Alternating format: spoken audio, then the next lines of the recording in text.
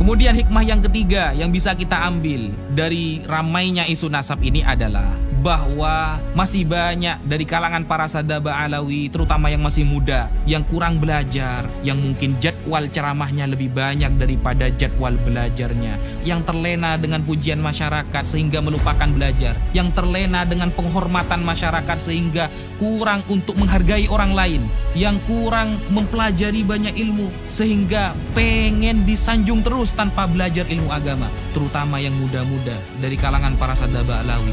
Jadi isu nasab ini menjadi introspeksi, menjadi nasihat secara tidak langsung. Maka kata Imam Ghazali, kalau ayahnya makan kenyang, maka anaknya tidak bisa kenyang tanpa harus makan juga. Kalau ingin keturunan Rasulullah itu menjadi orang alim, maka caranya harus belajar. Karena al-ilmu bitta'allum la bin nasab. Ilmu itu harus belajar, bukan karena nasab. Mengutip perkataan Gus Baha yang pernah beliau lontarkan, habaib wajib kita hormati, tapi lek ngaji kudu belajar dhisik. Habaib wajib kita hormati, tapi kalau mau ceramah, kalau mau ngaji, kalau mau mengajar, ya harus belajar dulu, harus ngaji dulu.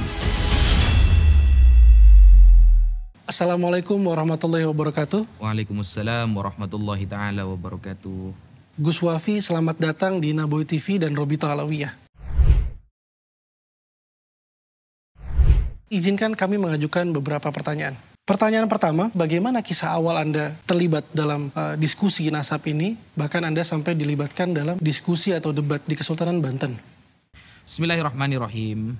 Pada suatu malam ketika saya pribadi sedang enak-enak berdiskusi dengan teman-teman Kristen, sebagian orang Yahudi, karena aktivitas saya pribadi diskusi dengan lintas agama, dengan Kristen, Yahudi, ateis, dan lain sebagainya. Sama sekali tidak tersentuh untuk membahas ilmu nasab. Pada suatu malam ada sebagian teman Al-Fakir yang datang ke rumah kemudian niat bersilaturahim. Setelah kita berbincang-bincang panjang, dia mengeluarkan statement. Sekarang para habaib sudah kalah. Tidak ada yang berani berdebat dengan si penuduh. Sontak saya kaget. Tentang masalah apa? Ya ini, Ustadz. Tentang masalah yang rame-rame nasab. Bahwa si penuduh sudah membuat sebuah karya ilmiah, sebuah kitab yang meragukan ketersambungan nasab para habaib kepada Rasulullah SAW. Yang pertama kali Al-Fakir pikirkan adalah, loh berarti guru-guru saya salah semua. Baik di Sidogiri ataupun yang lain. Berarti salah semua dong. Yang kedua, berarti Nahdlatul Ulama. Yang isinya banyak para kiai-kiai yang sangat mengagumi para sadaba alawi seperti Kiai Haji Maimun Zubair, seperti Kiai Ahmad Nawawi bin Abdul Jalil, pengasuh Pondok Pesantren Sidogiri, seperti Kiai Abdul Alim bin Abdul Jalil, pengasuh Pondok Pesantren Sidogiri, atau Syekhona Khalil Bangkalan, Kiai Haji Hashim Asy'ari, atau kalau kita mau menggunakan para ulama Nusantara, Syekh Yasin bin Isa Al-Fadani, atau Syekh Muhammad Mahfud bin Abdul Mannan At-Termasi, atau kita banyak sekali yang mengakui para sadaba alawi. Syekh Nawawi Al-Bantani. Syekh Nawawi Al-Bantani ini orang yang alim, allamah. Salah satu kitab yang beliau tulis yang dipelajari seluruh pesantren adalah Nihayatuz Zain fi Irsyadil Mubtadi'in. Beliau mengakui sadaba alawi. Satu pikiran, berarti semua ulama salah dong. Ketika ada orang yang membuat sebuah tesis karya membatalkan nasabah alawi. Karena curiga dan penasaran, saya minta kitab itu kepada sebagian teman Al-Fakir yang datang ke rumah. Adakah kitab PDF-nya atau Anda memiliki kitab? Lalu dia berikan, ini kitabnya. Berikan saya waktu 1 minggu untuk mempelajari kitab ini. Setelah 1 minggu, insya Allah Al-Fakir akan memberikan statement mengenai kitab tersebut. Ternyata setelah waktu 1 minggu berlalu, banyak Al-Fakir temukan kesalahan.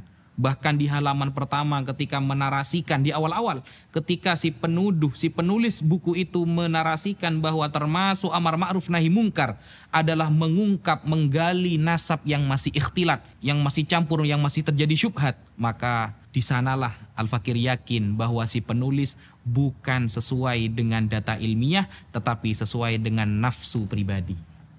Nah, karena tidak ada para ulama yang mengatakan ikhtilatun nasab itu termasuk amar ma'ruf nahi mungkar untuk mengungkapnya. Tidak ada. Kalau kita buka kitab Al-Hawi, karya Al-Hafidh As-Suyuti, Al-Imam Ibnu Hajar Al-Haytami dalam Fatawa Al-Hadithiyah atau Fatawa Al-Kubra, dan para ulama yang lain, ketika ada orang yang mengaku-ngaku sebagai dzurriyyah Rasulullah, kemudian tidak dibuktikan, tidak bisa dibuktikan secara ilmiah, apakah para ulama langsung menghajar, menfitnah, merobohkan statementnya, lalu mengajak debat seluruh dunia. Tidak ada yang seperti itu, tidak ada. Para ulama sudah tawakuf. Kita secara ilmiah, antum bukan keturunan Rasulullah. Andaikan dia terus menarasikannya, maka nanti amir yang akan memberikan semacam tahdzir, semacam takzir kepada si pengaku. Ulama sudah diam, tawakuf. Dan itu kesepakatan para ulama. Semua para ulama, Al-Hafidz As-Suyuti kurang alim bagaimana ketika menerangkan tentang orang-orang yang mengaku sebagai keturunan Rasulullah. Imam Ibnu Hajar tidak bisa dibuktikan, maka masuk pada istilah apa? Masyhurun nasab. Kalau ada orang seumpama masyhur di kalangan umum sebagai nasab Rasulullah, nasabnya sambung kepada Rasulullah, tapi tidak diketahui secara syariat, secara mathabata syar'an, maka berarti nasabnya adalah masyhurun nasab wa majhul fi ilmin nasab. Nasabnya memang masyhur tapi belum diketahui. Tidak ada ulama yang mengatakan nasabnya masyhur, tapi ini harus diteliti, harus dihujat, tidak ada keterangan ulama seperti itu. Jadi istilah amar ma'ruf nahi mungkar dalam fikhtilatin nasab adalah kebohongan yang nyata dari si penulis. Sekian. Lalu Gus, apa sebetulnya pertanyaan pihak penuduh yang menjadi dasar dari tuduhan ini? Bismillahirrahmanirrahim. Pertanyaan pihak penuduh itu ada 12 pertanyaan yang mengerucut hanya kepada 2 poin. Yang pertama, tidak tertulis di abad ke-4, 5, 6, 7, 8, 9 bahwa Ubaidillah sebagai anak dari Ahmad al-Abah. Pertanyaan pertama. Yang kedua, tidak ada narasi bahwa Ahmad itu memiliki gelar al-muhajir yang hijrah bersama anaknya Abdullah atau Ubaidillah ke Hadramaut. Dari 12 pertanyaan mengerucut kepada 2 pertanyaan. Kalau kita ingin menjawab sebuah pertanyaan, maka kita harus tahu dulu apa yang dimaksud dengan pertanyaan tersebut dan tujuannya apa. Kalau tujuannya ingin mengetahui ilmu nasab, maka kita sampaikan tidak ada satupun ulama nasab di dunia dari dulu hingga sekarang, bahkan zamannya Al-Imam Al-Ubaidili dalam Tahdzibul Ansab, sampai pada sekarang Sayyid Murtadha Az-Zabidi atau Al-Imam Ibnu Hajar Al-Haytami dalam Thabatnya yang mengharuskan ada kitab sezaman. Tidak akan kita temukan. Andaikan kitab itu ada, itu hanya menjadi syawahid, mutabik kalau dalam ilmu hadis, pendukung. Tetapi kita harus mengetahui di dalam ilmu nasab ada 4 cara kaifiyatu itsbatin nasab. Ada 4 cara untuk menetapkan nasab. Apakah tertulis kitab sezaman? Tidak ada. Bahkan yang metodenya diambil oleh si penuduh dalam kitab Al-Muqibun Sayyid Mahdi Ar-Rajai, atau di dalam kitab Umdatut Talib Ibnu Inabah, atau At-Taqtaqi dalam kitab Al-Asili, atau Al-Muntakilah At-Talibiyah, atau Tahdzibul Ansab lil Ubaidili, atau Sirru Silsilatil Alawiyah li Abi Nasr Al-Bukhari. Ada? Mana kitab sezaman? Tidak ada. Makanya di dalam kitab Sirru Silsilatil Alawiyah yang beliau Abu Nasr Al-Bukhari wafat di akhir abad ke-4, ketika ada seorang yang mengaku-ngaku sebagai zuriyah Rasulullah, ditanyakan, "A anta min Husaini am min Hasani am min Abbasi am min Muhammadi?" Oke, kamu mengaku zuriyah Rasulullah. Kamu dari jalur mana? Husain, Hasan, Muhammadi, Muhammad Al-Hanafiyah, karena Sayyidina Ali pernah menikah dengan selain Sayyidah Fatimah, punya anak namanya Muhammad bin Al-Hanafiyah, atau Abbasi, dari Abbas. Kemudian seorang ini mengaku, "Ana min Husaini," saya dari Husain. Akan ada pertanyaan lagi, "Fa Husain falahu aulad." Husain memiliki beberapa anak. Kamu dari jalur mana? "Ana Ali Zainal Abidin." Terus ditanyakan seperti itu sampai pada ayahnya nanti. Ketika dia bisa mengkonfirmasi dengan jelas, maka nasabnya tersambung kepada Rasulullah. Adakah ulama dulu kalau bertanya, kitab sezamannya mana? Adakah kitab sezaman? Kalau tidak ada, batal nasabnya? Tidak ada. Sampai Dajjal keluar 2 kali gak ada. Gitu. Sehingga pertanyaan seperti itu merupakan ijtihad murni dari si penuduh. Andaikan ada, itu menjadi syawahid, pendukung. Tapi kaifiyatu itsbatin nasab, cara penetapan nasab yang disampaikan oleh para ulama ada 4. 1. Ayyura khattun nasabah mautsukun bihi yu'rafu khattuhu wa yatahaqqaquhu. Ada tulisan ahli nasab yang mengkonfirmasi bahwa dia nasabnya sambung kepada Rasulullah. Selesai. Dan 4 ini Kata para ulama adalah turuk, jamak dari torik, bukan syarat. Kalau syarat, satu hilang, hilang semua. Tapi kalau turuk, torik, satu kena, maka kena semua. Nah, satu, tulisan ahli nasab. Dua, ada bayyinah syar'iyah. Dua orang saksi yang faham nasab, menetapkan nasabnya dia. Selesai. Tiga, pengakuan seorang ayah. Empat, syuhrah wal istifadah. Manapun yang kena, kena satu. Selesai sebenarnya saudara. Satu, ada tulisan ahli nasab. Sayyid Murtada Az-Zabidi ahli nasab. Imam Ibnu Hajar Al-Haytami disebutkan dalam Tabaqatun Nasabin. Ibnu Zaid mengatakan Ibnu Hajar ahli nasab. Karena nasab ini kan ada yang menyangsikan bahwa Ibnu Hajar itu bukan ahli nasab. Buktinya tidak punya kitab nasab. Apakah ahli nasab harus punya kitab nasab? Kalau ahli nasab harus punya kitab nasab, maka banyak ahli nasab yang dibatalkan juga. Bukan nasabnya orang lain juga nanti yang dibatalkan. Bahkan ahli nasabnya juga dibatalkan. Karena tidak ada syarat ahli nasab itu harus punya kitab nasab. Imam Ibnu Hajar itu orang al-faqih, sedangkan nasab nubdatun min ilmil fiqh. Imam Ibnu Hajar ahli fikih, sedangkan nasab cuma satu cuil dari ilmu fikih. Jadi wajar ketika beliau dikatakan beliau adalah ahli nasab. Nah, sehingga banyak para ulama nasab ini, nasabah ini yang mengakui kepada Sadah Ba'alawi. Bahkan Syekh Yusuf An-Nabhani mengatakan wa qad ajma'atil ummah. Sudah sepakat umat bahwa Sadah Ba'alawi adalah keturunan Rasulullah SAW. Makanya saya selalu menarasikan, sebutkan satu saja ulama ahlu sunnah wal jamaah yang terkemuka, yang kitabnya dikaji oleh orang seluruh dunia, yang membatalkan nasab Ba'alawi. Saya tunggu sampai Dajjal keluar 2 kali. Tidak akan ada. Karena kalau saya bilang saya tunggu sampai ulang tahun, saya sudah ulang tahun kemarin, 29 Juni. Sudah selesai. Mungkin ya itu. Kemudian salah satu yang perlu kita ketahui tentang kebohongan dan statement pribadi, ijtihad pribadi dari si penuduh adalah dia mengatakan di dalam karyanya, wajib dan harus kita mengetahui tentang pindahnya Ahmad Al-Muhajir ke Hadramaut. Karena kalau ini tidak kita ketahui, maka rusak nasabnya. Ini sebenarnya agak nyambung. Kenapa saya katakan tidak nyambung? Karena kalau kita baca di dalam Tahdzibul Ansab, Umdatut Thalib, kemudian Al-Umri dalam kitabnya Al-Majdi dan lain sebagainya, para ulama ada yang mengatakan, ulama nasab ya tentunya ya, wajib mengetahui perpindahan orang ini dari suatu kota ke kota. Ada. Kalau memang mau membahas perpindahan orang-orang yang pindah dari satu tempat ke tempat yang lain, ya baca kitab Al-Muntaqilah, Thalibiyah. Kalau memang kitab-kitab yang lain kayak Tahdzibul Ansab, Al-Majdi, kemudian Umdatut Thalib, Sirru Silsilatil Alawiyah, ya ada pembahasan pindahnya satu orang dari satu tempat ke tempat yang lain. Dan itu bukan perkara yang penting banget. Karena para ulama itu yang penting adalah dia itu ingkirot atau tidak. Nasabnya ini masih sambung atau tidak. Kemudian masih punya anak atau tidak. Sehingga kalau kita mau membandingkan antara satu kitab dengan kitab yang lain, sama-sama kitab nasab, pasti para ulama yang mengarang kitab ini memiliki metode yang berbeda-beda.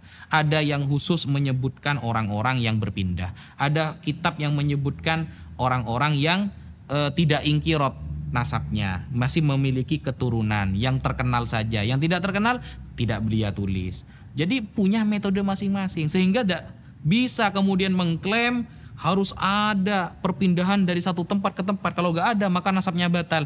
Itu adalah murni dari ijtihad si penuduh. Sekian. Terkait dengan banyaknya pengembangan permasalahan di isu nasab ini di luar kitab problematik Syajaratul Mubarakah, apa pertanyaan lain yang antum merasa belum terjawab sejauh ini? Bismillahirrahmanirrahim. Salah satu pertanyaan umum yang tidak ada jawabannya adalah, sebutkan satu saja ulama ahlus sunnah wal jamaah yang masyhur, yang terkenal alamah, yang mungkin karyanya dikaji orang sedunia, yang menafikan, membatalkan nasab para habaib, para sadah alawi. Satu saja. Kalau ada satu ulama ahlus sunnah yang membatalkan atau menafikan, itu akan menjadi referensi kuat bagi si penuduh. Ternyata sampai detik ini tidak disebutkan satupun ulama ahlus sunnah baik dulu maupun sekarang yang membatalkan, menafikan atau mengoreksi atau mengkritik para sadah Ba'alawi. Tidak ada. Nasab para sadah Ba'alawi. Yang pertama. Yang kedua, Sebutkan satu saja ulama yang cara mengkritik nasabnya seperti yang dilakukan oleh si penuduh. Dengan tajassus, tangkib, atau qadah sampai taraf mencaci. Karena Rasulullah SAW bersabda ada dua perkara yang dapat menyebabkan kafir. Yang pertama adalah at-ta'an fin nasab. Ketika si penuduh mengatakan dalam karyanya bahwa ikhtilatun nasab, tercampurnya nasab ini membuka atau menggali nasab yang masih syubhat termasuk amar ma'ruf nahi mungkar, maka sejatinya dia bukan sedang melakukan nahi mungkar ataupun amar ma'ruf, tapi dia sedang menuju kekafiran. Kenapa? Al-Imam Al-Munawi dalam Faidul Qadir mengatakan termasuk at-ta'an fin nasab adalah binahwil qadah fi nasabiman qad thabata syar'an. Jadi termasuk ta'an fin nasab adalah orang yang mencaci, mengkritik, tajassus. Bisa dilihat juga di dalam kitab Raudhatul Talibin Al-Imam Al-Nawawi bahwa tajassus, tangkib dan lain sebagainya, menggali-gali, mencari kesalahan dan mengkritik habis-habisan, itu Imam Munawi menyebutkan itu juga termasuk menyebabkan kekafiran si penuduh. Karena tidak ada satupun ulama Ahlus Sunnah yang cara mengeritik dan menggali nasab seperti yang dilakukan si penuduh. Tidak akan pernah ketemu. Gus Wafi, memang terdapat beberapa, bahkan banyak ulama terdahulu yang juga ahli nasab yang mengakui dan mengisbat nasab Ba'alawi. Tapi bukankah mereka juga mungkin salah, Gus? Bukankah mereka mungkin mencatat tanpa referensi? Bismillahirrahmanirrahim. Bagaimana ketika ada pertanyaan, mungkin saja ulama dulu salah, tidak mencatat. Sekarang jika kita membaca kitab-kitab nasab seperti Al-Ubaidi dalam Tahdzibul Ansab, di muqaddimah saja sudah diakui oleh pentakiknya bahwa kitab ini la yastaqsi asma'al aulad kafatan. Tidak bisa memang kita menyebutkan semua nama anak. Tidak ada kitab nasab satu yang syamil, yang kafah, yang kamil. Semua saling yufassiru wa yukammilu ba'duha ba'da. Saling melengkapi satu dengan yang lain. Sehingga ada istilah yang terupdate, yang terbaik. Al-Quran saja antara nasikh dan mansukh pasti dipilih yang an-nasikh. Atau fikih saja kita tidak akan berpendapat qala Syafi'i, tapi sering kita katakan qala Ibnu Hajar Al-Haytami, qala An-Nawawi fil Majmu', qala Rafi'i dan lain sebagainya. Kenapa? Bukan kita tidak percaya kepada Imam Syafi'i, tapi ulama sekarang justru lebih paham apa yang dikatakan oleh Imam Syafi'i. Contoh, Imam Nawawi pernah mengatakan, dan ini sangat masyhur, bahwa bacaan Quran kepada mayit itu tidak sampai. Thawabu qiraatil Quran la yasilu thawabuhu ilal mayyit. Jadi bacaan Al-Quran itu tidak akan sampai pahalanya kepada mayit. Itu perkataan Imam Syafi'i yang masyhur yang dikutip oleh Imam Nawawi. Lalu kita buka sekarang di dalam kitab Ar-Risalah, kitab-kitab karya Imam Syafi'i. Ada nggak perkataan itu? Tidak ada. Apakah kita berani mengatakan Imam Nawawi bohong? Kan tidak seperti itu konsep dalam Islam. Ketika Syekh Murtadha Az-Zabidi mengatakan qala al-Ubaidili, Ubaidili mengatakan di dalam kitabnya bahwa Ahmad dengan anaknya hijrah ke Hadramaut, kemudian dia punya anak yang bernama Abdullah atau bitasghir Ubaidillah. Lalu kita buka di dalam kitabnya Ubaidili, nggak ada nih. Berani kita mengatakan Sayyid Murtadha Az-Zabidi bohong? Kalau seperti itu berarti Imam Nawawi juga bohong. Apakah kita mau memberikan contoh yang lain? Banyak seperti itu. Di dalam fikih sering terjadi. Qala Ibnu Hajar Al-Haytami fi fatawihi. Ibnu Hajar Al-Haytami mengatakan di dalam fatwanya bahwa derajat para dzurriyyah Rasulullah itu dzatiyah, bahwa derajat para ulama itu aridi, ilmu, sesuatu yang baru datang. Kalau dzurriyyah Rasulullah itu murni di dalam tubuhnya. Lalu kita buka di dalam fatwanya Imam Ibnu Hajar nih, mana kok udah ada gitu. Berani kita mengatakan ulama yang mengutip itu bohong? Nah, ilmu itu kan memang butuh sanad, tapi sesuai dengan konfirmasi ulama. Bukan hanya mengatakan al-isnadu minad din laulal isnad laqala masya, tapi tidak sesuai dengan praktik dari para ulama. Tidak ada ulama satupun yang ketika melihat ada orang yang mengaku-ngaku sebagai dzurriyyah Rasulullah, dilacak, nasabnya tidak ketemu, lalu dia menghujat habis-habisan, mentajassus, mentangkip dada. Seperti itu. Itu contoh saja. Lalu apa pendapat Anda, Gus, ketika banyak orang atau sebagian orang meyakini bahwa sekelas ulama Said Murtadha Az-Zabidi berbohong dalam kitabnya? Bismillahirrahmanirrahim. Bukan Said Murtadha Az-Zabidi yang berbohong, tapi mereka yang kurang meneliti, kurang menghargai pendapat para ulama ketika tidak sesuai dengan pemikiran mereka. Said Murtadha Az-Zabidi ini seorang ulama besar. Kitabnya dikaji oleh orang seluruh dunia. Bahkan beliau mensyarahi Ihya Ulumuddin yang bernama kitab Ithafus Sadah Al-Muttaqin, dan perkataan beliau yang sering dikutip oleh orang ahlu sunnah apa? Idza utliqa ahlu sunnati wal jamaah fal murad bihi al-asy'ariyah wal maturidiyah. Itu perkataan beliau yang sangat masyhur yang dijadikan istidlal oleh para ulama terutama di negara Indonesia. Jadi ini bukan orang yang sembarangan. Al-Imam Ibnu Hajar di dalam sabatnya ketika menerangkan tentang Al-Imam Abu Bakar Al-Idrus, apakah berani Imam Ibnu Hajar kita katakan dia pembohong? Bahkan ulama Syafi'iyah semua mengakui bahwa beliau itu pakar dalam fikih dan nasab adalah nubzatun min ilmil fikih. Hanya secuil dari ilmu fikih. Kalau hanya secuil, sedangkan gelar Imam Ibnu Hajar adalah al-faqih yang paham fikih Syafi'i, maka pantaskah kita mengatakan beliau tidak paham nasab?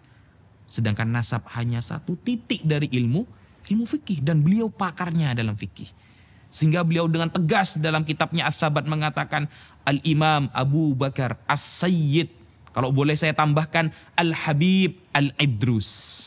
Al-Idrus bukan marga Ahmad Khan atau marga dari Wali Songo mungkin, bukan, tapi jelas Sadah Ba'alawi Al-Idrus. Seperti itu. Dalam perkembangan isu nasab ini, banyak netizen yang mengatakan bahwa sebaiknya digelar diskusi atau debat oleh Robitoh Alawiyah. Apa tanggapan Anda, Gus? Bismillahirrahmanirrahim. Bagaimana jika si penuduh dan para pendukungnya ingin mengadakan bahthul masail, kalau istilah para santri. Bahthu membahas masail, beberapa masalah. Atau diskusi, kalau kita mau mengadakan bahthul masail, kita bertahun-tahun ada di pesantren, yang namanya bahsul masail, mau tingkat desa maupun tingkat nasional. Kalau mendengarkan qala Ibnu Hajar Al-Haytami, kita taslim, kita terima. Sedangkan sekarang Ibnu Hajarnya dikritik habis-habisan oleh si penuduh. Ini bukan bahsul masail, ini nyari masalah beneran. Ya, beda. Santri dari yang paling awam sampai paling alim, kalau mendengarkan qala Nawawi fil Majmu', Imam Nawawi dalam kitab Al-Majmu' mengatakan, selesai masalah. Ini Imam Nawawinya yang dikritik habis-habisan. Ini bukan membahas masalah, tapi nyari masalah itu namanya. Sehingga tidak relevan untuk mengajak bahsul masail dengan mereka. Apalagi sudah ada statement dari dia, wa in aftal muftun. Sekalipun para ahli fatwa sedunia mengatakan bahwa Sadah Ba'alawi keturunan Rasulullah, maka saya tetap membatalkan. Maka kita sudah bisa memberikan nilai orang yang seperti ini. Kata Sayyid Muhammad, saya ingat Sayyid Muhammad di dalam kitab Al-Manhalul Latif menghadapi orang yang mengatakan cukup Al-Quran saja, tidak butuh hadis. Ngapain hadis? Hadis ini dikoreksi orang, perkataan manusia. Quran ini yang pasti dijamin. Nah, apa kata Sayyid Muhammad? Innahu aqallu wa akhqaru min ayyuradda aw yujadal. Dia terlalu remeh dan terlalu hina untuk kita tolak pendapatnya dan untuk kita ajak debat. Jadi dia terlalu remeh dan terlalu hina untuk ditolak pendapatnya, ya, di debat maksudnya, au yujadal atau di debat, kata Sayyid Muhammad dalam kitab Al-Manhalul Latif. Sehingga kalau kita mau yurad, mau membantah pendapatnya, sudah percuma. Jadi fokus kita seharusnya sekarang menjelaskan kebenaran kepada umat. Tidak perlu fokus untuk membikin si penuduh ini faham dan setuju kepada pendapat kita. Karena itu cukup mustahil bagi saya. Kenapa? Secara logika saja, ulama ditolak, apalagi Al-Fakir yang menjelaskan. Ketika ulama sedunia ditolak, siapa lagi di Indonesia yang berhak menjelaskan? maka cukuplah kita meluruskan pemahaman umat, menjelaskan tentang kemuliaan Sadah Ba'alawi dan apa yang sudah disampaikan oleh para ulama kita ajarkan. Semata-mata hanya untuk meneruskan penjelasan para ulama agar masyarakat tidak tidak terprovokasi dan tidak dimasuki oleh pemikiran-pemikiran yang sesat dan menyesatkan. Salah satu kebohongan yang fatal yang mungkin bisa menyebabkan dia kafir, si penuduh kafir, seperti ketika mengatakan tidak ada istilah Habib di dalam Islam. Orang pertama kali yang mengatakan Habib adalah orang Yahudi dan Nasrani. Di dalam Al-Quran, nahnu abna Allah wa ahibba'uh. Kami adalah anak-anak Allah dan Habib-Habibnya Allah. Istilah Habib adalah istilah yang pertama kali dilontarkan oleh orang kafir. Jadi seolah-olah dia akan mengatakan, kalau kita menggunakan Habib berarti niru orang kafir. Man tasyabbaha biqaumin fahuwa minhum. Arahnya kan ke sana nantinya itu. Nah, kalau seperti itu berarti sahabat Abdullah bin Abbas juga kafir. Kenapa? Al-Imam Al-Hafidh As-Sakhawi di dalam kitabnya Istijlabur Tiqail Ghuraf, beliau menyampaikan bahwa sahabat Abdullah bin Abbas lah orang pertama kali yang menyebutkan kata Habib kepada cucu Nabi Muhammad SAW. Suatu saat ketika Abdullah bin Abbas bertemu dengan salah satu cucu Rasulullah, Ali Zainal Abidin bin Husain bin Ali, apa kata sahabat Abdullah bin Abbas? Marhaban bil Habib ibnil Habib. Marhaban bil Habib ibnil Habib. Al-Habib putra dari Al-Habib. Isnaduhu sahih, sanadnya sahih. Sehingga ini kebohongan yang nyata yang dibungkus dengan narasi ilmiah, padahal orang yang mengungkapkannya bisa jatuh kepada kekufuran. Itu salah satu kebohongannya. Atau kebohongan yang lain ketika mengatakan bahwa para habaib datang dibawa oleh Belanda, atau ketika menarasikan ketika berperang Anda ada di mana? Oh, ternyata Anda itu berkolaborasi dengan orang Belanda. Pantes. Berarti Anda ini datang oleh Belanda, mendukung dan memberikan bantuan penuh kepada orang-orang Belanda. Nah, ini kebohongan yang nyata, dan fatal untuk meyakininya. Kenapa? Pada tahun 1825 sampai 1830 Masehi, ketika perang besar melawan Belanda di tanah Jawa yang dipimpin oleh Pangeran Diponegoro, saat itu siapa habaib yang ada di barisan terdepan mewakili beliau, menjadi panglima beliau, yaitu Al-Habib As-Sayyid Hasan Munadi bin Alwi Ba'abud. Beliau tercatat, termaktub, dan terkonsumsi oleh masyarakat sejarah tersebut. Ba'abud ini bukan gelar yang lain, tapi gelar dari Sadah Ba'alawi. Atau ketika perang di Palembang, sehingga Palembang tumbang waktu melawan Belanda, siapa yang ada di depan yang membantu Sultan Badaruddin sebagai Sultan Palembang ketika itu? Al-Habib Muhammad Umar As-Segaf. Dan yang akhirnya beliau, Umar bin Muhammad As-Segaf ini akhirnya menjadi mantu beliau. Dan ketika kerajaan Palembang tumbang saat itu, beliau dan Sultan Badaruddin dibuang oleh Belanda ke Ternate sampai wafat di sana. Apakah itu namanya mendukung Belanda? Sehingga sejarah-sejarah seperti itu perlu untuk kita ungkapkan, sehingga kita bisa lebih melihat, melek akidah, melek sejarah, dan melek Ahlus Sunnah wal Jamaah. Kemudian ada narasi dari si penuduh ketika sudah mulai ada di pojok dan tidak bisa menjawab semua statement yang kita ajukan, lari kepada tes DNA. Tes DNA ini kalau kita bahasa Arabkan namanya Al-Basmah Al-Wirathiyah. Itu tes DNA yang dapat diambil manfaatnya dalam beberapa hal saja. Contoh seperti masalah lakit, anak yang hilang hasil nemu ya. Mungkin nanti gennya dilihat dari mana. Tapi kalau untuk itsbatun nasab, sebutkan satu saja ulama Ahlus Sunnah wal Jamaah yang ada di dunia ini yang mengatakan tes DNA bisa untuk itsbatun nasab.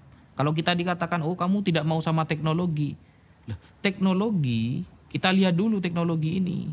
Kalau ini masuk kepada kajian fikih, maka tidak boleh menggunakan teknologi apapun sesuai perspektif pribadi. Tapi harus konfirmasi dari para ulama fikih. harus validasi dari para ulama fikih. Jangankan tes DNA, yang kita pegang setiap hari, HP. HP ini dibahas oleh para ulama fikih. Ketika arahnya kepada kebaikan menjadi pahala, maka ketika arahnya kepada mudarat maka menjadi dosa. Jadi apapun yang konsepnya menyentuh kepada ilmu fikih, apapun yang perkara itu menyentuh kepada ilmu fikih, kita punya rujukan, namanya ulama fikih. Ulama fikih yang sekarang, yang kontemporer seperti Syekh Wahbah Az-Zuhaili dan lain sebagainya, itu kita bisa jadikan rujukan. Ternyata juga pernah dibahas pada tahun 2010 di Mekah, Kongres Fikih Islam yang datang gak sedikit, ulama banyak. Dan saat itu dunia sudah penuh dengan teknologi, sudah banyak era globalisasi. Ketika itu sudah ada handphone, sudah ada laptop dan lain sebagainya. Nah, apakah mereka setuju? Oh, ternyata tidak. Ketika nasabnya sudah ditetapkan oleh nasabah secara syar'i, maka haram menggunakan tes DNA. Al-basmah al-yathira itu haram. Bahkan masuk kepada tuduhan yang dapat mencederai pilar-pilar Islam. Salah satu tujuan Islam adalah hifdzul irdi, menjaga nama baik seseorang. Kalau ada orang menggunakan tes DNA padahal sudah ditetapkan secara ilmu fikih bahwa nasabnya sambung kepada Nabi, berarti dia sudah melanggar hifdzul irdi, menjaga nama baik seseorang. Berarti kan dia sedang mencela. Nah, kalau sedang mencela, Imam Nawawi mengatakan dalam Faidul Qadir, binahwil qadah fi nasabiman thabata syar'an, berarti termasuk ta'an fin nasab. Ketika sudah ditetapkan oleh fikih, nasabnya sambung kepada Nabi, ternyata tetap dicari kesalahannya, digali, termasuk ta'an fin nasab, mencela nasab orang. Kalau sudah termasuk mencela nasab orang, maka yusabbibu kufron, dapat menyebabkan dia menjadi kafir. Ini keterangan para ulama. Saya tidak murni berpendapat sesuai pribadi, tapi yang Al-Fakir sampaikan semua dari para ulama. Sekian, terima kasih. Baik Gus Wafi, tapi bukankah banyak pendapat yang mengatakan di internet bahwa sudah banyak yang diakui sebagai keturunan Nabi Muhammad SAW berdasarkan hasil tes DNA? Oke, bismillahirrahmanirrahim. Banyak di internet yang nasabnya diakui dengan menggunakan wasilah basmah wirothiyah, tes DNA. Tes DNA itu satu yang disebutkan biasanya yang sering digaungkan J1. J1 berarti daerah Mekah, Arab, suku Arab seumpama. Nah, ini suku Arab yang mana? Abu Jahal, Abu Lahab juga Arab. Jangan-jangan itu Abu Lahab, Abu Jahal. Kalau Mesir mana? Fir'aun nanti. Kan susah juga kita. Tidak mungkin tes DNA itu langsung menyebutkan keluar Nabi Muhammad SAW. Tidak ada. Hanya hologram. Itu pun bisa diedit-edit. Yang dari J1 menjadi Z7 juga bisa. Sehingga ilmu fikih itu lebih mementingkan sebuah konsep atau dalil yang nanti dalil ini menuju kepada dzon. Selagi dalil ini tidak menuju kepada dzon, masih waham, prasangka kecil yang tidak kuat, atau syak 50-50, maka fikih tidak akan pernah mengambil sebuah ilmu tersebut. Meskipun teknologinya canggih, tapi tidak bisa yartaki ila dzon, ya, menguatkan kita kepada dzon ini adalah keyakinan 80-90%. Jadi syarat alat elektronik atau teknologi itu masuk dan disahkan oleh para ulama fikih bisa menyampaikan kepada dzon. 80-90% keyakinan bahwa itu benar. Sedangkan tes DNA, jangankan 80%, 50-50 saja masih diperselisihkan. Termasuk juga kebohongan yang diutarakan oleh si penuduh adalah bahwa yang pertama kali menggelari Abdullah sebagai anak dari Ahmad adalah Ubaidillah yang sekarang diklaim sebagai kakek-kakek dari Sadah Ba'alawi. Itu terlontar oleh ucapan Al-Habib Ali As-Sakran. Jadi si penuduh mengatakan Habib Ali As-Sakran yang pertama kali menafsiri Abdullah adalah Ubaidillah. Nah, ini sudah merupakan kebohongan yang sangat nyata. Mengapa? Karena sebelum Habib Ali As-Sakran menyampaikan demikian, itu juga sudah ada yang mengatakan bahwa Abdullah ini merupakan Ubaidillah dan itulah kakek-kakek para Sadah Ba'alawi yang sekarang. Contohnya seperti di dalam kitab Jauharus Syafaf. Nah, hari demi hari dengan barokah doa para ulama dan para habaib, banyak kita temukan manuskrip dan kitab-kitab yang bisa dibuat untuk validasi kevalitan nasab para habaib tersambung kepada Rasulullah SAW. Salah satu kebohongan juga adalah ketika si penuduh dan para pendukungnya menyampaikan terputusnya nasab Sadah Ba'alawi dan menggunakan referensi dari Dr. Al-Khalidar. Dr. Al-Khalidar ini adalah sebuah doktor yang kerjanya arsitek, ya, bukan nasabah.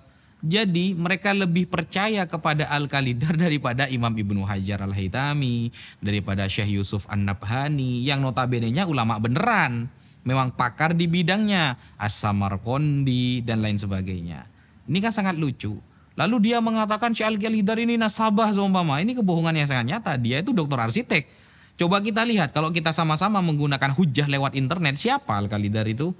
Nah, lalu kemarin Al-Fakir sempat melihat ada live dari para pendukung si penuduh mengeluarkan kitab. Yang kitab ini diterbitkan atau juga didukung atau juga ditulis oleh Al-Khalidar.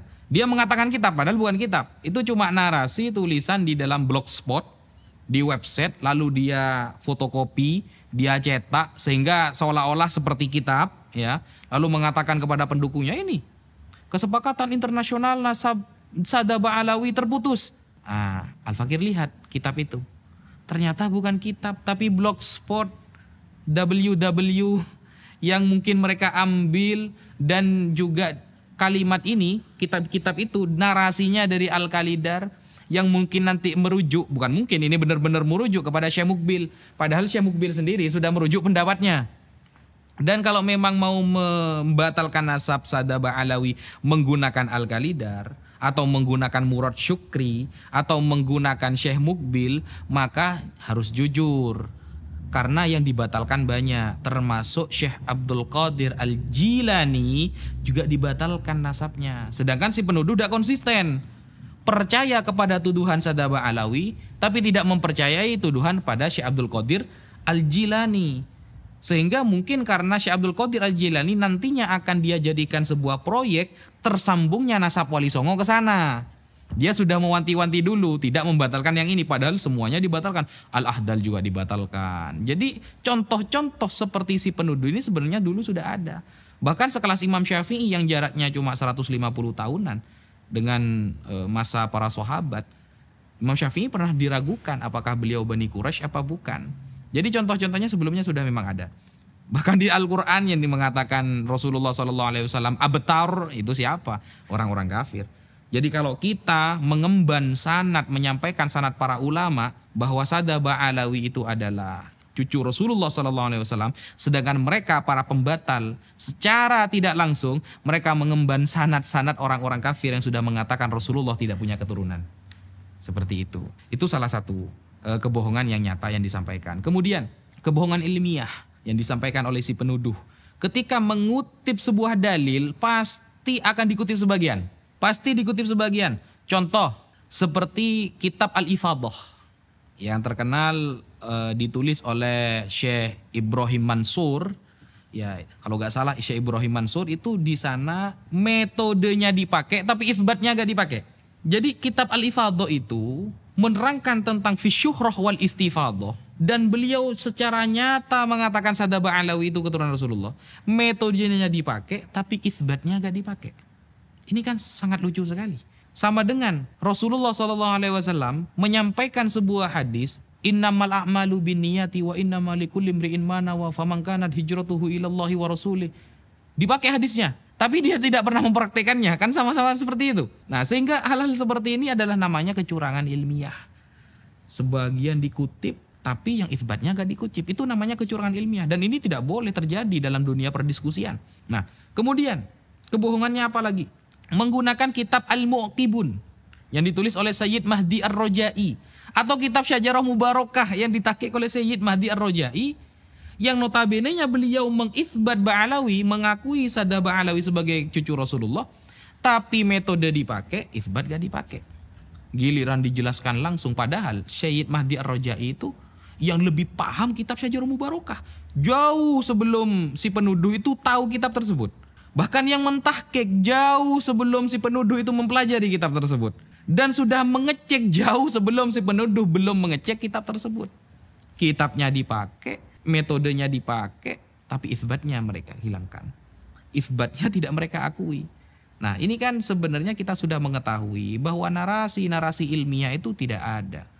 Ayo kita ilmiah, itu sudah kebohongan publik yang sangat nyata.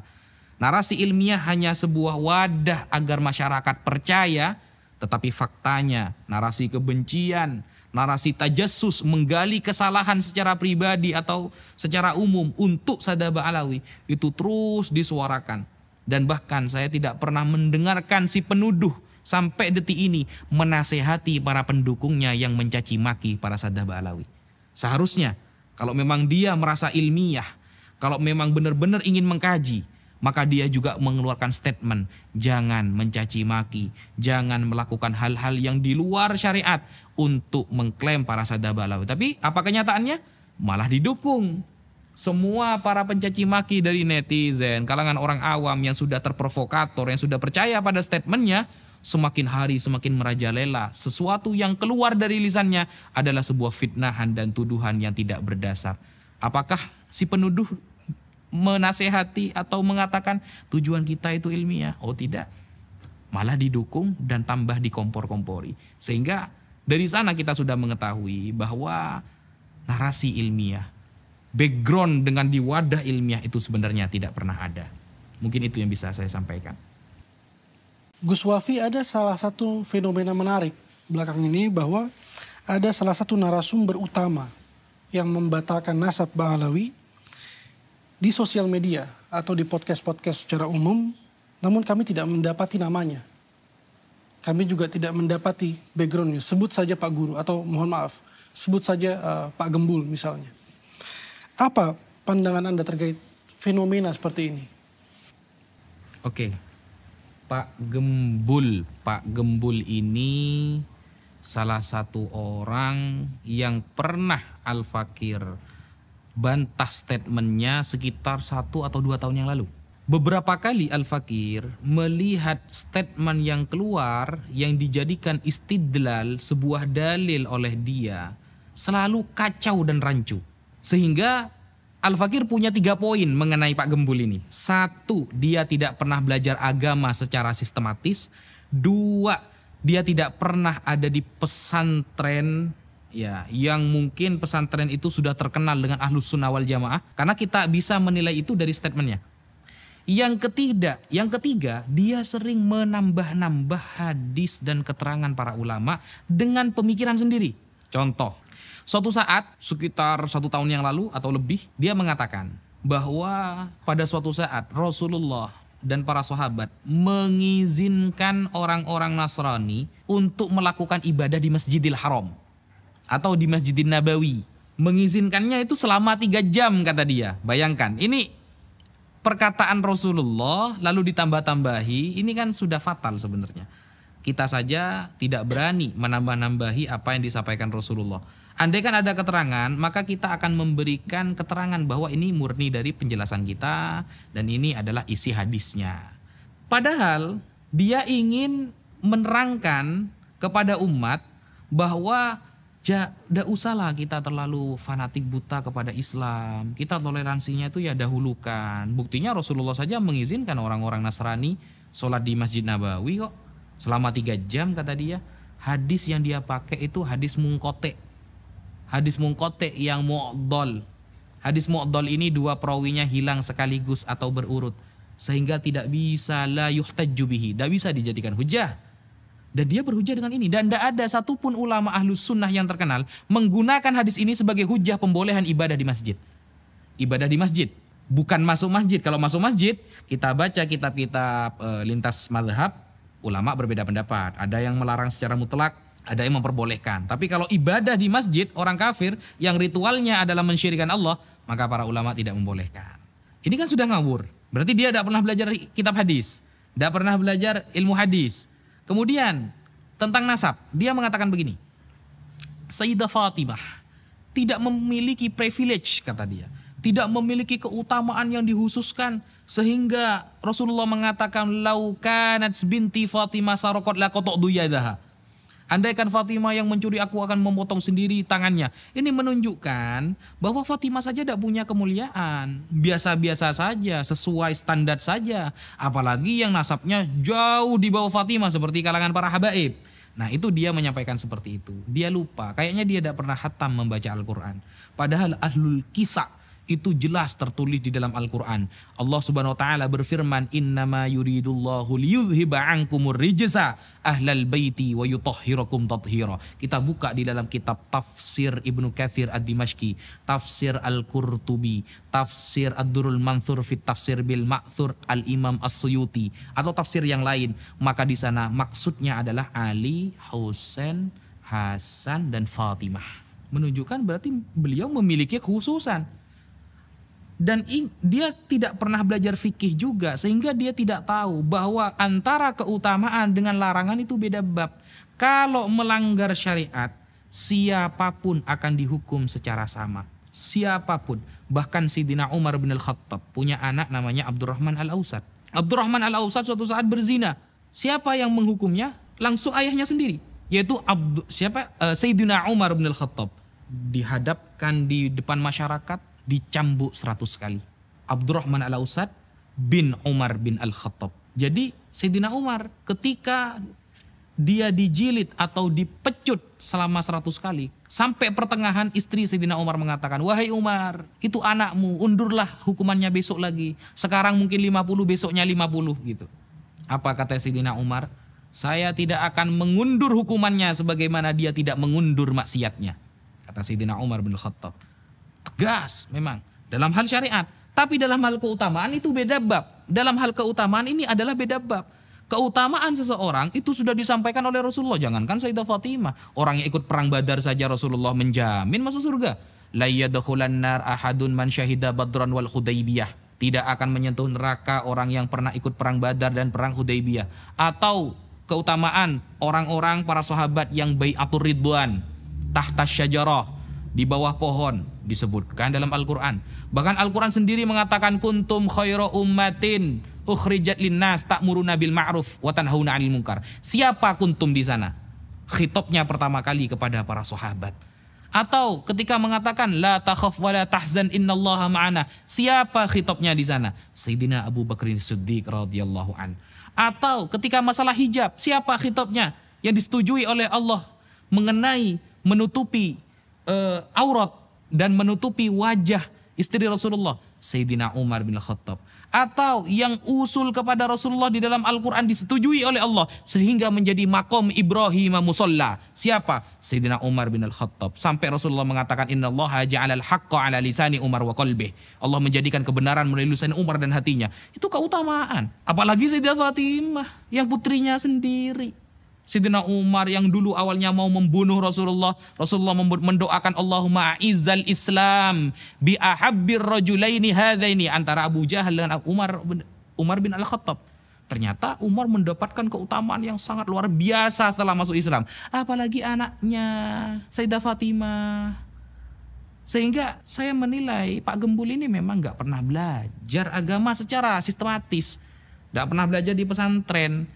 Sehingga yang dia tahu langsung dia sampaikan. Gampangannya saya mengatakan beliau adalah konten kreator. Kemudian lagi Pak Gembul mengatakan hanya di Indonesia habaib itu dicium tangannya, dicium kakinya. Kalau kita kembali ke Turki, negara Afrika, tidak ada yang mendapatkan VIP seperti itu. Ini cuma Indonesia yang isinya banyak para habaib sehingga diatur secara sistematis agar dilakukan hal seperti itu. Nah, ini kan menunjukkan dia ini tidak pernah membaca kitab-kitab para ulama. Dan istidlal kepada negara ini tidak pernah ada di Islam. Coba contoh negara ini, negara itu, bukan seperti itu. Istidlal, menyampaikan sebuah dalil ini rujukannya para ulama. Makanya Al-Quran mengatakan fas'alu ahla dzikrih in kuntum la ta'lamun. Bertanyalah ke ulama kalau kamu gak tahu. Innama yakhsyallahu min ibadi al-ulama. Yang takut sama Allah itu adalah ulama. Meskipun ulama dibagi menjadi dua. Ada ulama dunia, ada ulama akhirah. Nah, kalau para ulama sekelas Al-Imam Ibnu Hajar Al-Haytami, sangat menghormati para habaib, bahkan berguru. Bahkan di dalam kitab Ithafus Sadah Al-Muttaqin, Syarah Ihya Ulumuddin, yang ditulis oleh Sayyid Murtada Az-Zabidi, sanad hadisnya itu sambung kepada seorang Sadah Ba'alawi. Nah, apakah itu sistematis sehingga kita menghormati dengan berlebihan? Oh tidak.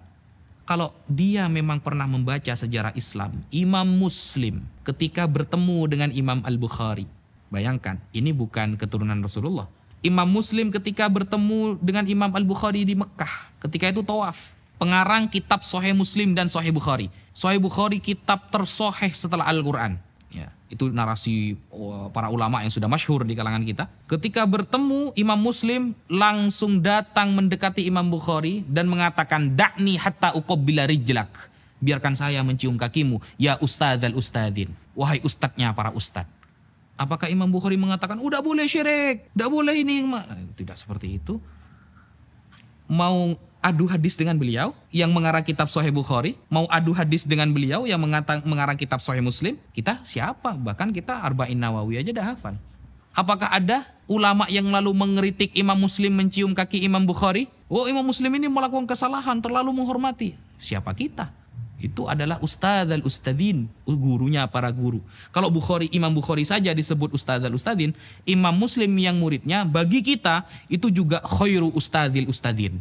Sebaik-baiknya ustadznya para ustadz. Kenapa? Sebab beliau kita tahu hadis Rasulullah. Sebab beliau kita tahu sanad hadis Rasulullah. Dan sebab beliau kita bisa mendapatkan berkah dari ungkapan-ungkapan dan fi'lu Rasulullah sallallahu alaihi wasallam.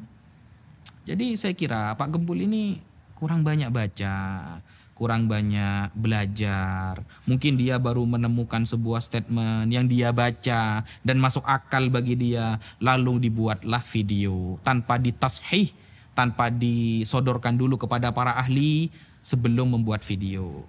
Seperti itu. Dan apakah dia bisa dijadikan rujukan dalam masalah nasab?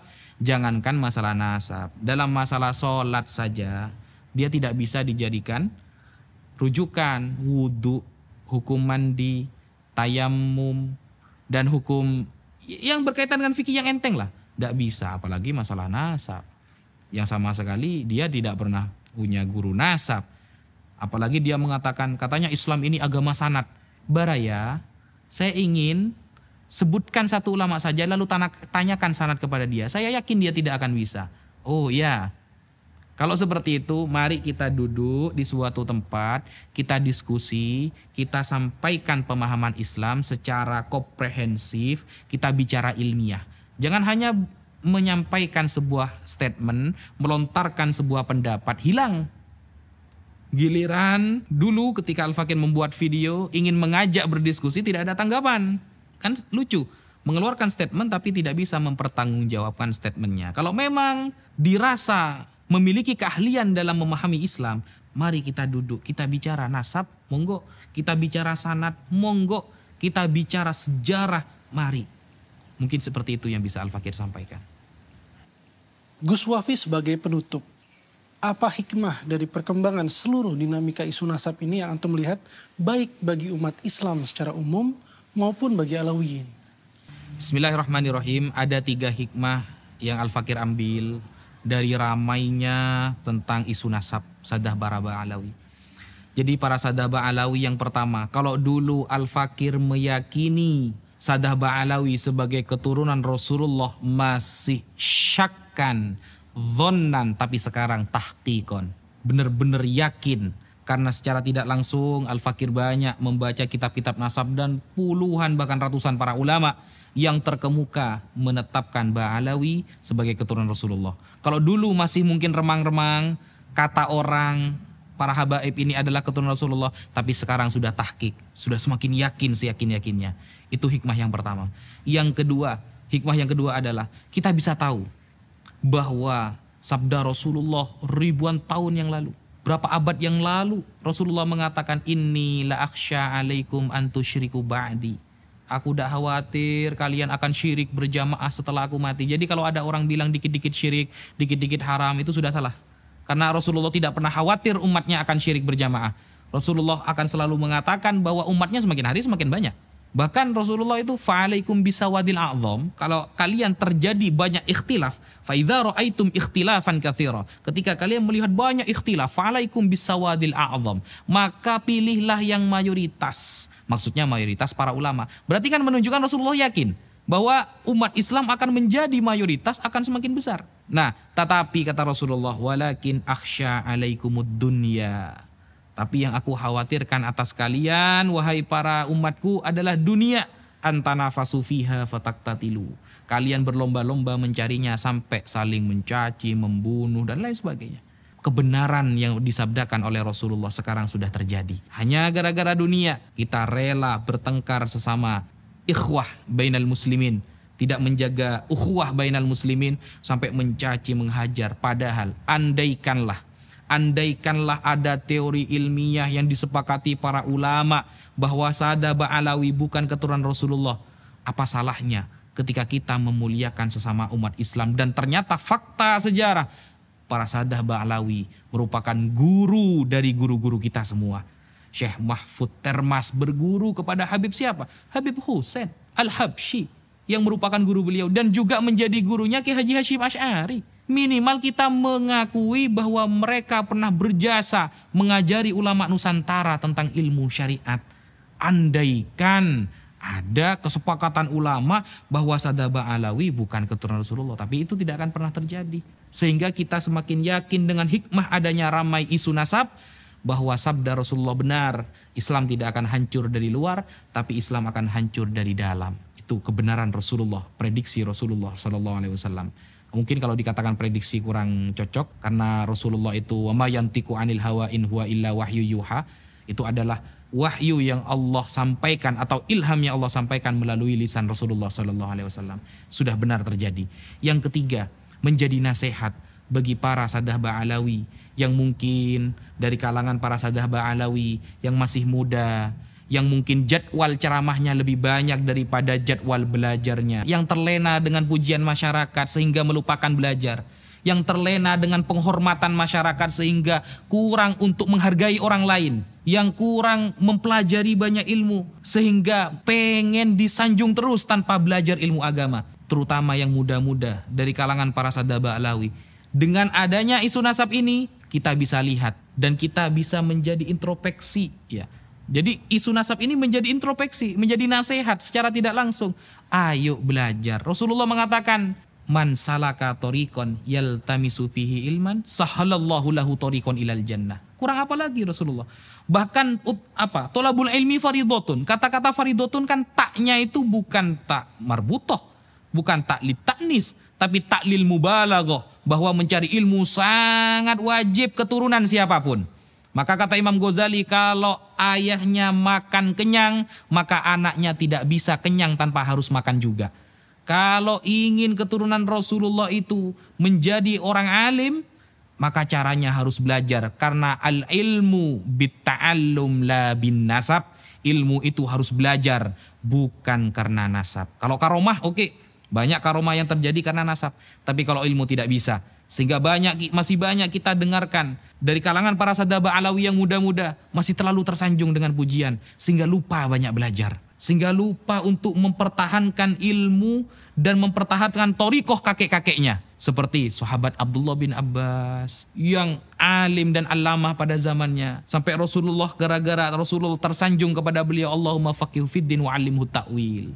Dan itu juga menjadi catatan yang penting kepada kita, bahwa apa yang kita lakukan, apa yang kita usahakan, itu akan menunjukkan kualitas kita. Akan menunjukkan kualitas kita. Rasulullah secara tegas mengatakan, yashfa'u yaumal qiyamah thalathatun. Siapa? Al-anbiya wa syuhada wal ulama. Ulama.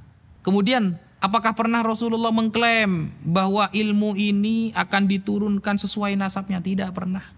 Ilmu harus dengan belajar.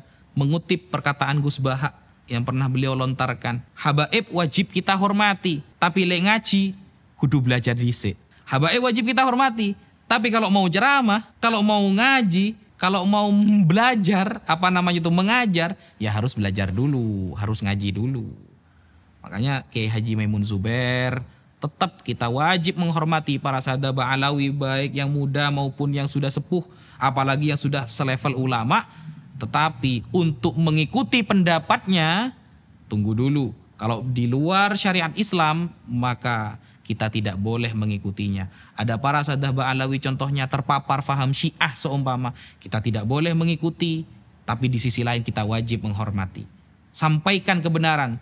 Al-Fakir ketika menemukan para habaib yang akhlaknya kurang baik di masyarakat, maka menjadi kewajiban Al-Fakir untuk menegur dia sampai dia sadar bahwa dia sedang melakukan kesalahan. Ya Habib, antum adalah panutan kami. Kalau antum seperti itu, maka kami bagaimana Habib? Maka wajib bagi kita, karena kita memang cinta, ketika melihat istri kita bermaksiat, apakah kita membiarkan? Kita melihat istri kita bermaksiat, anak kita bermaksiat, lalu kita mengatakan, sudahlah itu anak saya, bagaimanapun itu anak saya. Itu tidak bisa, itu bukan cinta. Rasulullah bersabda, hubbuka li syai'i yu'mi wa yusim. Cintamu kepada sesuatu dapat membutakan dan membuat kamu tuli. Kalau kamu memang cinta, maka seharusnya kamu menegur, karena kamu pasti ingin orang yang dicintai dalam keadaan suci dan dalam keadaan tetap dihormati. Kalau kepada habaib yang muda, yang mungkin masih baru belajar, baru mondok di pondok pesantren, kita wajib menghormati. Tetapi kita tidak boleh mengikuti apa yang beliau sampaikan ketika keluar dari syariat. Dan bahkan kita wajib untuk menasehatinya ketika dia ada dalam jalan yang salah.